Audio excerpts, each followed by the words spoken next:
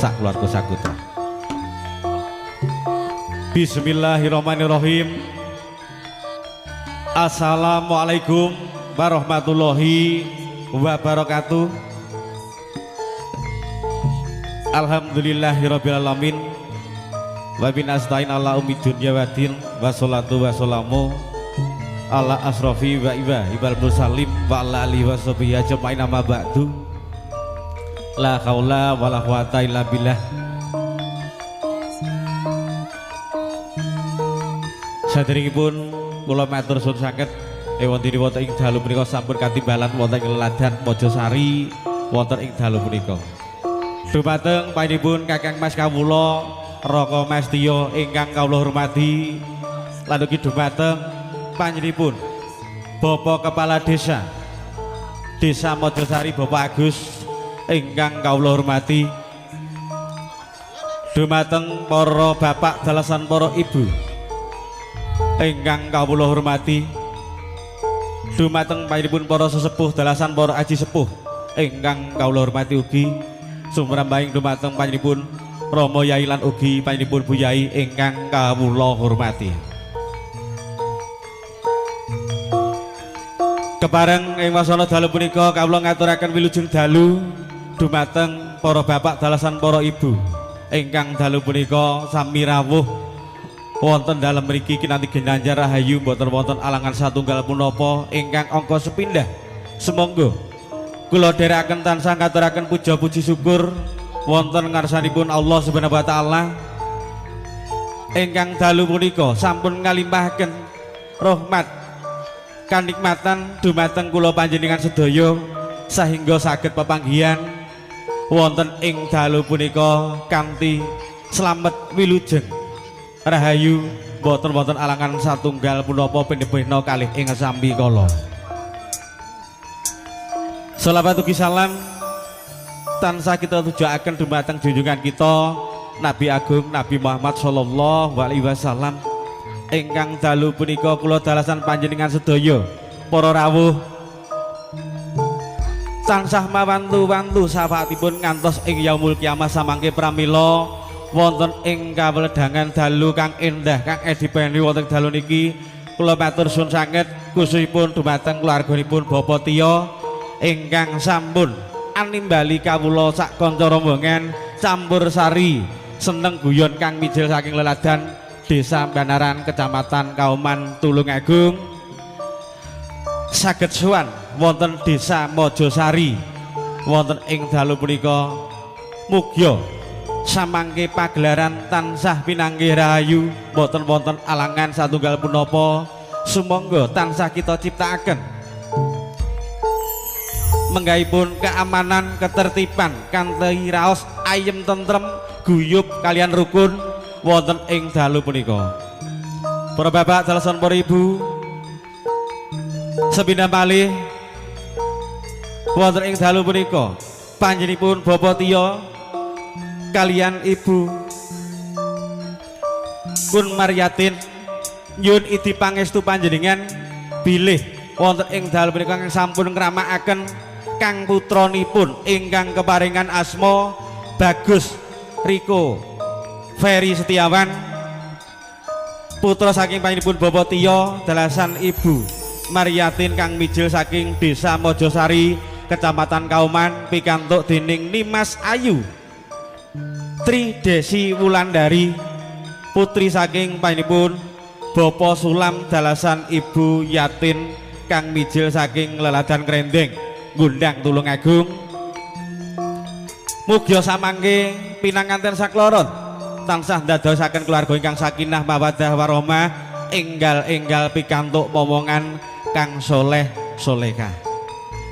Bapile para rawuh para tamu undangan ingkang dalu punika sami rawuhan nampi undanganipun Bapak Tio wonten ing dalu punika kala wau Bapak Tio nyuwun idi pangestu panjenengan sedaya mugya anggenipun Bapak Tio nggula wentah kang putra samangke tansah pinanggih ayem tentrem kalis ing sambi kala boten wonten alangan ing rubeda. Babile atur saking kawula cekapi semanten kawula saking campur sari seneng guyon sumangga wilujeng dalu katuran pinarak katuran amirsani ngantos titi wancinipun paripurna akhirul kalam wabi taufik waridayah waridho warinayah wassalamualaikum warahmatullahi wabarakatuh. Nuwun.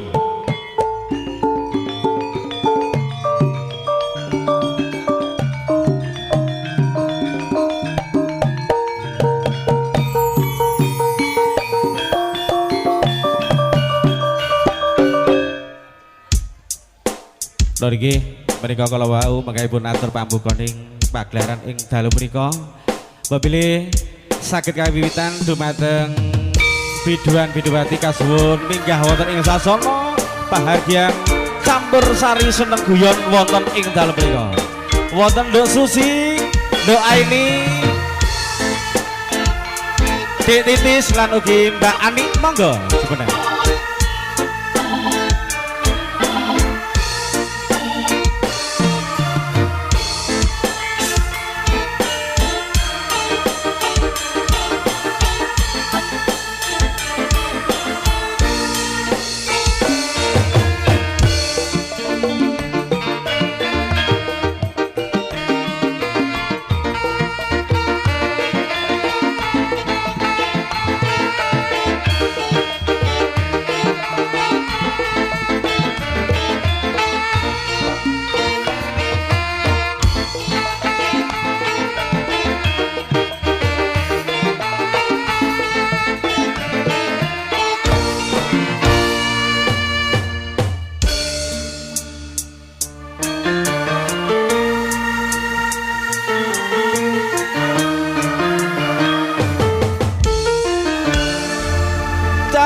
Sari seneng guyon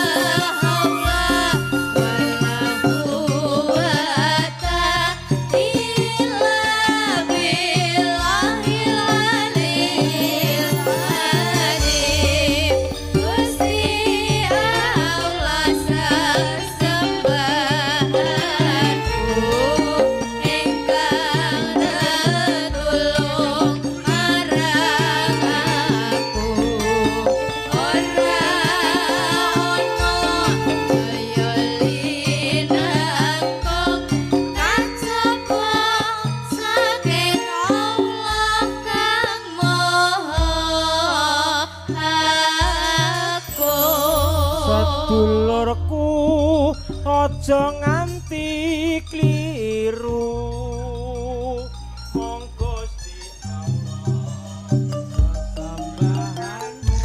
rinten lan dalu mong limang waktu kanggo mbrasta ongkar lan nafsu sedulurku aja nganti kliru mong Gusti Allah sesembahanmu rintan lan dalu kanggo mbrasta ongkar lan nafsu.